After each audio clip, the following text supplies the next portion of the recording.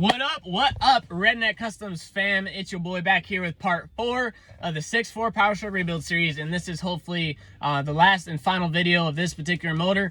So in this one, I'm going to show you how to actually assemble the turbos. It's super easy. They're just like any other turbo. They have a VGT ring in them, just like a 6.0 Powerstroke or your newer 6.7 Cummins. But other than that, the turbo is the exact same as any other. There's just bearings, compressor wheel, extruder wheel, all that good stuff. So there's not going to be a whole lot after the turbos, pretty much just putting them on the block and then putting the block back in the truck.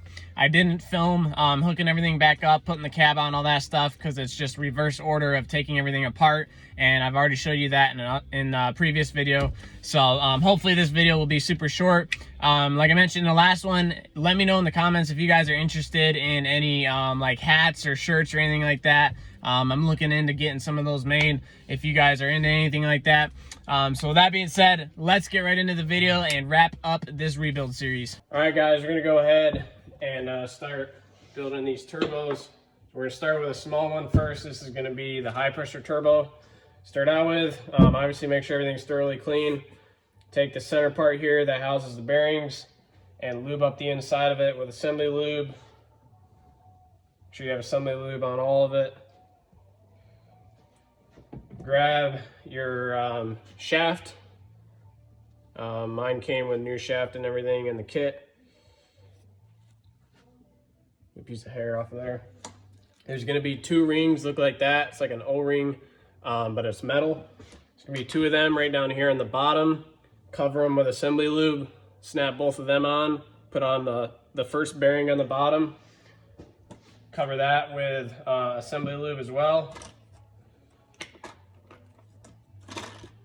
Take this center piece here. It's got the hole in the center of it. Lube that up. I use pretty thin assembly lube just because these are lighter parts with tighter clearances. Drop that one on just like that. And then go ahead and put this. Actually, hang on, I gotta take that exhaust shield out first. Almost forgot about that. Pull this shield out, that's what it looks like. We're gonna put this on the housing side first. It doesn't sit tight on here, it'll be loose because it sits tight in this housing. Go ahead and drop your shaft into the housing.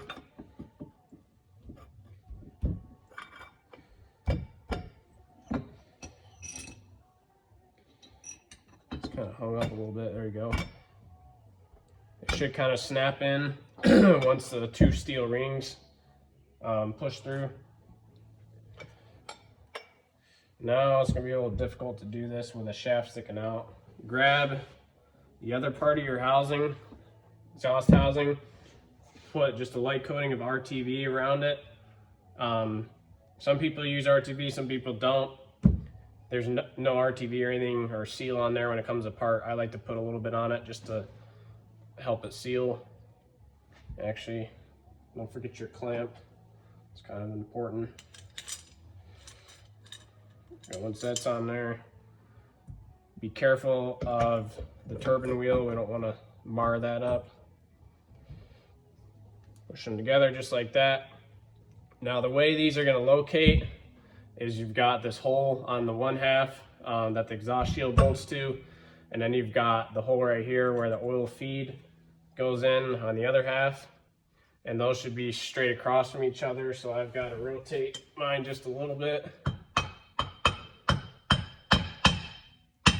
Right about there, perfect. Push them together. Make sure you're still lined up properly. And then I'm going to set the shaft off the end of the bench here so I can kind of tap this down with a hammer.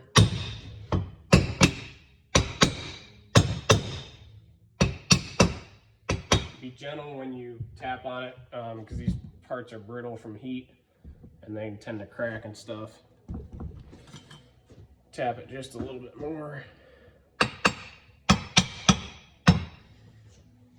The way your exhaust clamp is going to orient is it's going to sit diagonal, follow in the same trajectory as this exhaust spout, where it goes into the other turbo.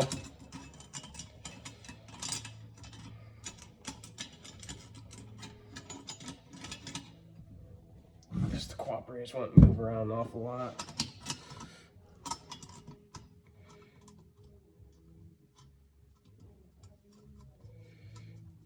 Go just like that. So tighten your clamp up, and then we'll be ready to put these other bearings in. Once your clamp is on there nice and snug, flip her over, grab your other bearing,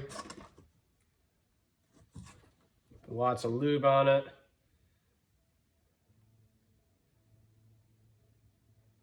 And then you can go ahead and drop that into the housing.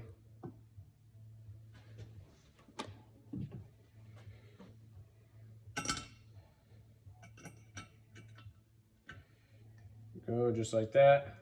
Check and make sure shaft spin's free, it's not grinding on anything. We're good there.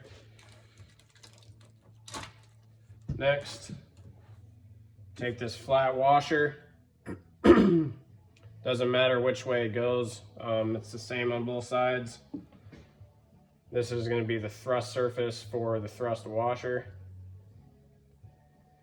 Lube it up good, drop it on. Nice and flat just like that.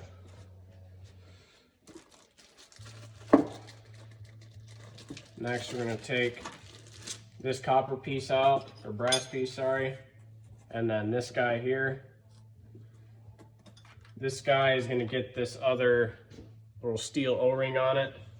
So again, lube up both of them.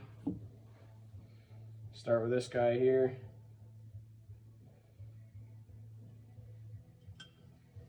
These little steel rings are what are your oil seals, what keeps the oil from just dumping out in the intake or the exhaust.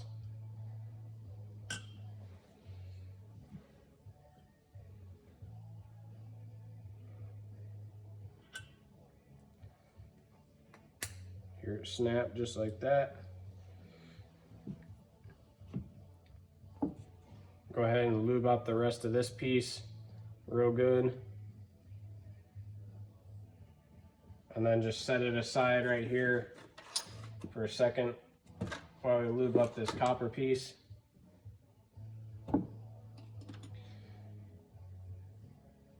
These are a slightly different design than the original with this particular kit that I got. So if something looks maybe a little different, don't worry about it too much. Lube up both thrust surfaces really good.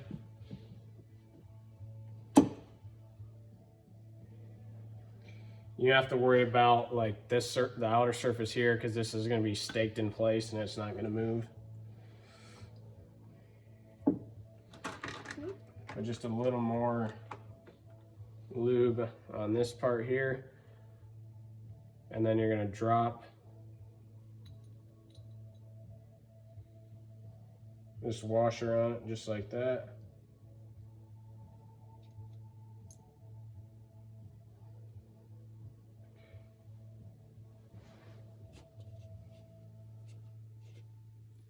Don't forget to lube the shaft too before this piece goes on.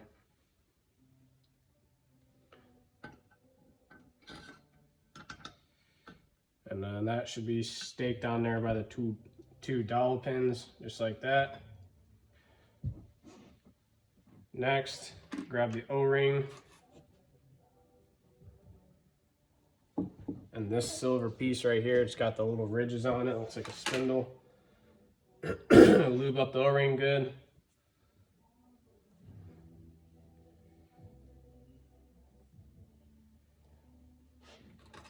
And then this is going to go in the outside groove on that piece. Lube it up again on the outside.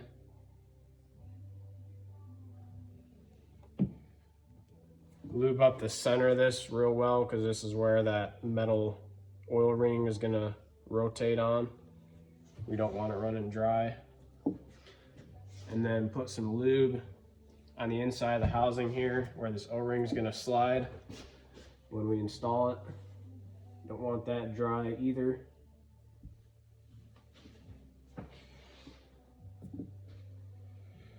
And then once that's all good, go ahead and push it in. You might have to tap it in with a hammer. I'm going to use a mallet so I don't damage anything.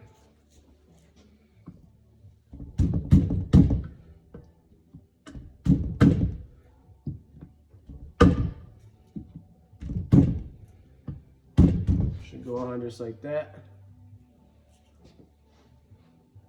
And then as long as you're down far enough, the snap ring will fit down in there. I got to go grab the pliers.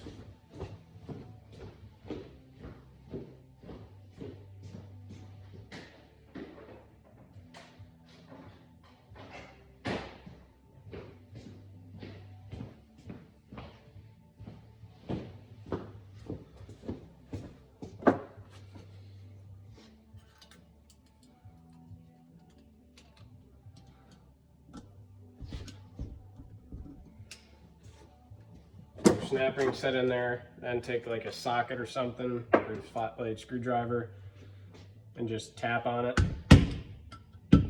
Next, go ahead and put your compressor wheel on. You want the shaft dry for this, no lube on it, so it's not spinning on the shaft. Same thing with the nut, put it on dry. These are left-handed thread. And then I looked around, I couldn't find a torque spec for these. I've always just tightened them by hand. Just go pretty snug with it. Because with it being left-hand thread, it's gonna tighten on its own anyway. So let me grab a ratchet, get that tight, and then the only other thing left is the compressor housing and that oil feed tube. For the compressor housing, it's got this big O-ring here. Same thing, the lube on it. Some people put them on dry. I prefer to lube it. Just because the oil will seal any real small imperfections. So lay this right on that outside ridge. Actually, I think I'm probably going to put in the housing first.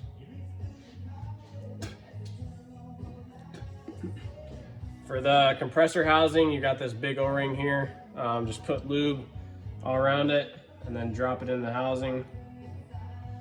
Just like that. And then the way I do it is I drop, clean this oil off here, I drop this whole unit on top of that other one, so I make sure the O-ring doesn't fall out and get pinched.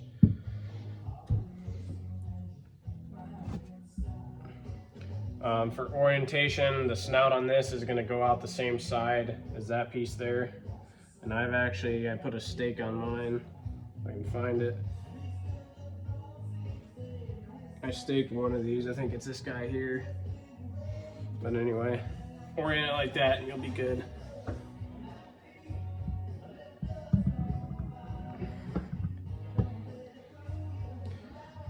Seats in nice, just like that.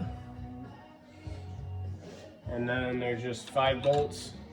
Go around the outside of that and she will be done, good to go. Last thing to do to this is take this little green O-ring that came in your rebuild kit, put it on an oil feed line right here, screw it into the top, and then you have this little seal here. These didn't come in my turbo kit for some reason, but they came in the engine rebuild kit. These go right in the end of the snout here where it plugs into the crossover pipe. I put just a little bit of clean engine oil on the rubber seal there. Just tap that bad boy in with a block of wood on the end of it or something, and then turbo will be done. I'm not going to show you how to rebuild the other one. It is literally the exact same as this. All the bearings, everything is the same. It's just a smaller shaft.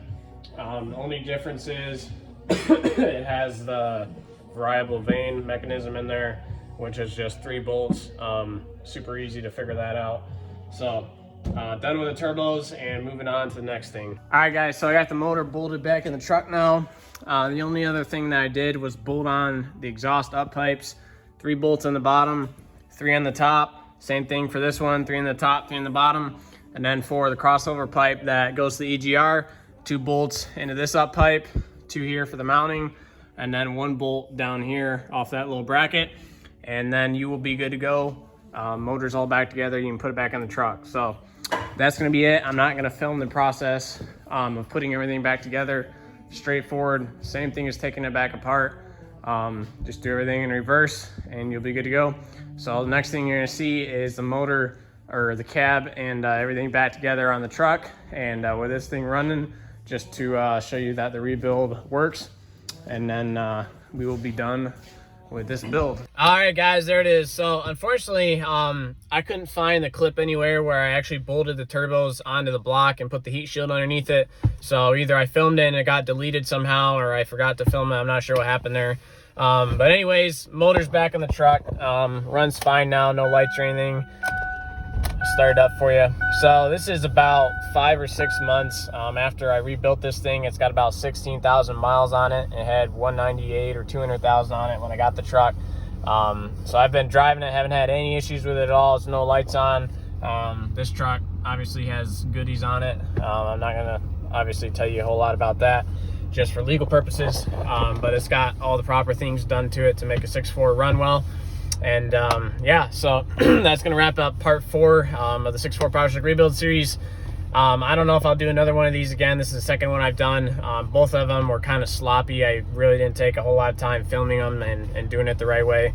It was just kind of last minute thing. So if you have any questions on the rebuild, questions about certain parts or stuff like that, just leave them down in the comments. I go through them once in a while and I try to answer as much as I can. So yeah, that's gonna be the last part of this thing. If you liked it, like, subscribe, all the good stuff, and I will see you over in the next one. Peace.